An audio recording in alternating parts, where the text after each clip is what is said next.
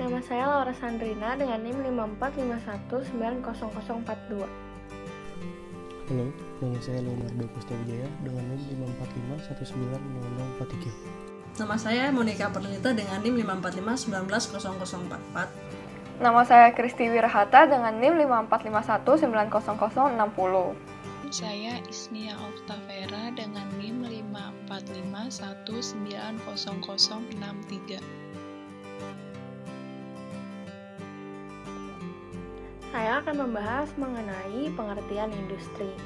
Secara umum, industri adalah sebuah proses dalam kegiatan perekonomian yang mengubah bahan mentah menjadi barang setengah jadi atau barang jadi. Menurut KBBI, industri adalah kegiatan memproses atau mengolah barang dengan menggunakan sarana peralatan, misalnya mesin. Menurut Undang-Undang Nomor 5 Tahun 1984, industri adalah kegiatan ekonomi yang mengolah bahan baku, mentah, setengah jadi, atau bisa barang jadi yang diubah menjadi sesuatu yang memiliki nilai yang tinggi, sehingga mendapatkan keuntungan. Selanjutnya adalah pengertian dari robot. Robot adalah sebuah alat mekanik yang dapat melakukan tugas fisik, baik menggunakan pengawasan dan kontrol manusia, ataupun menggunakan program yang telah didefinisikan terlebih dahulu. Robot biasanya digunakan untuk tugas yang berat, berbahaya, pekerjaan yang berulang, dan juga kotor. Biasanya, kebanyakan robot industri digunakan dalam bidang produksi. Penggunaan robot lainnya termasuk untuk pembersihan limbah beracun, penjelajahan bawah air dan luar angkasa, pertambangan, pekerjaan cari dan tolong atau search and rescue, dan untuk pencarian tambang. Kolaboratif robot atau cobot adalah robot yang ditujukan untuk dapat bekerja berdampingan dengan manusia secara aman dalam suatu ruang kerja yang bersamaan. Cobot sendiri memiliki banyak manfaat, diantaranya fleksibel dan terukur, programming yang mudah atau dapat dilakukan dengan learning by doing, aman dioperasikan dengan manusia, dan juga ruang kerja yang luas dengan footprint yang kecil. Walaupun robot dan cobot memiliki tujuan yang sama, yaitu untuk membantu aktivitas manusia pada proses produksi, tetapi keduanya memiliki beberapa perbedaan. Yang pertama, robot merupakan mesin otomatis yang melakukan tugasnya tanpa kontrol dari manusia, sedangkan cobot merupakan artificial intelligence robot atau robot AI yang melakukan tugasnya dengan berkolaborasi dengan manusia. Yang kedua, robot dapat diprogram untuk menyesuaikan kemampuan kerjanya dengan manusia, sedangkan robot sudah diprogram untuk secara otomatis mengerjakan pekerjaan yang konsisten. Lalu yang ketiga, penggunaan robot membutuhkan penjagaan keamanan yang lebih ketat untuk membatasi antara area pergerakan manusia dan operasi robot, sedangkan cobot memiliki penjagaan yang lebih longgar karena sudah dirancang agar dapat berkolaborasi dengan manusia. Berdasarkan aplikasinya, terdapat berbagai macam tipe cobot yang kami sudah rangkum menjadi 3. Yang pertama adalah cobot pada proses pick and place, yaitu cobot yang berguna untuk memindahkan produk dari satu lajur ke lajur lainnya. Yang juga terdapat berbagai macam cobot pada proses ini seperti robotic arm, yaitu cobot yang memiliki bentuk seperti lengan. Lalu yang kedua adalah cobot Cartesian, yaitu cobot ini dapat bergerak dalam 3 sumbu ortogonal, dan juga cobot delta yang memiliki 3 lengan yang beroperasi pada 4 sumbu. Lalu ada cobot pada proses packaging dan palletizing, di mana cobot ini berguna untuk mengemas dan juga menyusun produk-produk secara tertata dan rapi. Dan yang ketiga ada cobot pada proses quality inspection, di mana cobot ini memiliki sensor 3 dimensi yang dapat menginspeksi kualitas dari suatu produk. Selanjutnya yaitu ada kekurangan kolaboratif robot, yaitu yang pertama, kolaboratif robot bukanlah pilihan yang baik dalam hal muatan yang lebih tinggi. Kolaboratif robot biasanya menangani muatan kecil dari 3 hingga 10 kg, meskipun beberapa model dapat menanganinya hingga 35 kg. Bentuk yang kedua yaitu ada kecepatan kolaboratif robot terbatas, karena keselamatan menjadi fokus utama kolaboratif robot, yaitu tidak dapat digabungkan dengan kecepatan tinggi, terutama ketika tindakan keamanan keamanan ekstra diambil, seperti yang dibutuhkan di atas. Kecepatan kolaboratif robot tipikal adalah 250 mm per detik, 4 kali lebih lambat daripada robot industri tradisional. Untuk yang ketiga yaitu ada kolaboratif robot mungkin tidak seefisien robot 6 sumbu.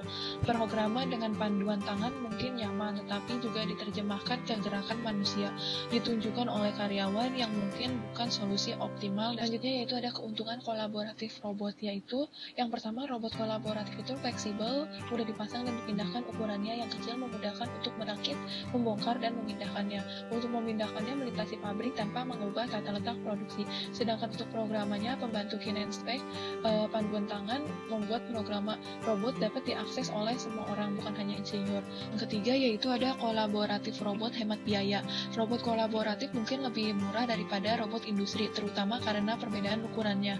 Meskipun ini bukan hanyalah tentang biaya robot, tetapi juga investasi secara keseluruhan. Jika semua faktor samping diperhitungkan, maka perbedaan biaya menjadi lebih besar. Untuk yang terakhir yaitu ada kolaboratif robot, bisa berlengan dua dan melakukan tugas lebih cepat. Sebelum fitur yang beberapa perusahaan telah ditambahkan ke kolaboratif robot adalah lengan kedua, yang merupakan suatu yang tidak tersedia di robot industri tradisional. Alasannya mengapa? Karena kolaboratif robot berlengan dua belum begitu populer, yaitu rumitnya mengkoordinasi kedua lengan untuk beroperasi bersama. Selanjutnya, ada berbagai tantangan yang dialami oleh perusahaan dari pengerjaan manual dibanding dengan penggunaan kobot pada industri manufaktur. Seiring dengan perkembangan teknologi, perusahaan mulai menggantikan tenaga kerja manusia dengan robot untuk melakukan proses produksi. Adapun alasan beberapa perusahaan memilih untuk menggunakan kobot untuk mengatasi kekurangan pekerjaan manual adalah sebagai berikut.